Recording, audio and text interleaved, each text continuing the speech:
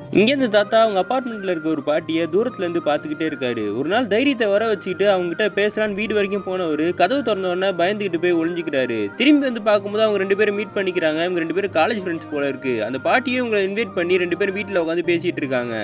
அந்த பாட்டி கேட்குறாங்க, காலேஜுக்கு அப்புறம் இப்போ தானே மீட் பண்ணுறோன்னு சொல்லி. ஆமாம், ரொம்ப வருஷம் ஆச்சு, நீ தான் லண்டனுக்கு போயிட்டியே, இப்போ ரீயூனியன் நடந்துச்சு, அது கூட நீ வரலன்னு இவர் சொல்லிக்கிட்டு இருக்காரு. இந்த பாட்டி சொல்கிறாங்க, லண்டன் என் பையனுக்காக போனேன், திரும்பி வந்து 5 வருஷம் ஆச்சு, செட்டில் ஆகிறதுக்கே இவ்வளோ நாள் ஆச்சு எங்களுக்குன்னு சொல்லிக்கிட்டு இருக்காங்க. பாட்டி கேட்குறாங்க, உனக்கு 2 பொண்ணுங்க தானே நான் ஃபேஸ்புக்கில் பார்த்தேன், நீ என்னோட ஃப்ரெண்ட் ரிக்வஸ்ட்டு கூட அக்செப்ட் பண்ணலன்னு இவர் ஃபோன் எடுத்து அக்செப்ட் பண்ண போகிறாரு. இப்போ தான் நேரில் தானே இருக்கும், 2 பேரும் பேசுவோன்னு சொல்லிட்டு ஒரு 2 பொண்ணும் கல்யாணம் ஆயிடுச்சான்னு கேட்டால், ஆமாம் கல்யாணம் ஆயிடுச்சு, அவங்க தான் என்னை பார்த்துக்கிறாங்க, என் ஒய்ஃப் சாகும் போது 2மே குட்டி பொண்ணாக இருந்தாங்க, நான் தான் கல்யாணம் பண்ணிக்காமலே விட்டேன், அவங்க 2 பேரும் என்னை சந்தோஷமாக பார்த்துக்கிட்டு இருக்காங்கன்னு சொல்கிறாரு. பாட்டி சொல்கிறாங்க, நீ வந்து ஃபோட்டோகிராஃபர் ஆகலாம் நினச்சே பார்க்கல, எப்போ பாரு உம்முன்னு தானே இருப்ப, பேங்க்கில் ஏதாவது வேலை பார்ப்போன்னு தான் நினச்சிக்கிட்டு இருந்தேன், இன்னொரு விஷயம் உங்ககிட்ட சொல்ல வந்தேன் அப்படின்னு சொல்லி மறந்துடுறாங்க.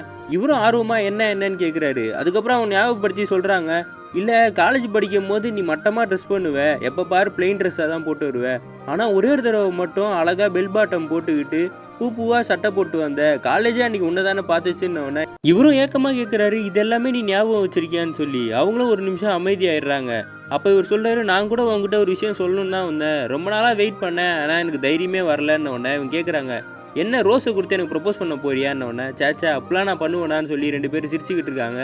கொஞ்ச நேரத்தில் அந்த பாட்டியோட பேத்தியும் அங்கே வந்துட்டு உங்களுக்கு சாப்பிட எதாவது செஞ்சு தரேன்னு சொல்லிட்டு போகிறாங்க. தாத்தா சொல்லிடுறாரு, பக்கத்து அப்பார்ட்மெண்ட்டில் தானேம்மா இருக்கேன், அப்பப்போ பார்ப்போம், நம்ம சாப்பாடெலாம் வேணான்னு சொல்லிட்டு அவர் கிளம்புறாரு. பாட்டியும் ஏக்கமாகவே பார்த்துட்டு இருக்காங்க. இவர் லிஃப்ட்டில் ஏறும்போது கூட இவ்வளோ ஞாபகம் வச்சிருக்காளேன்னு சந்தோஷமாக இருக்காரு. பேக்கெட்டுக்குள்ளே கையை விட்டு அவர் வச்சிருந்த ரோஸ் எடுக்கிறாரு. இவர் ப்ரப்போஸ் பண்ண தான் வந்திருப்பாரு, இப்போ அதை சொல்லாமலே பாவம் ஏக்கத்தோடயே போகிறாரு.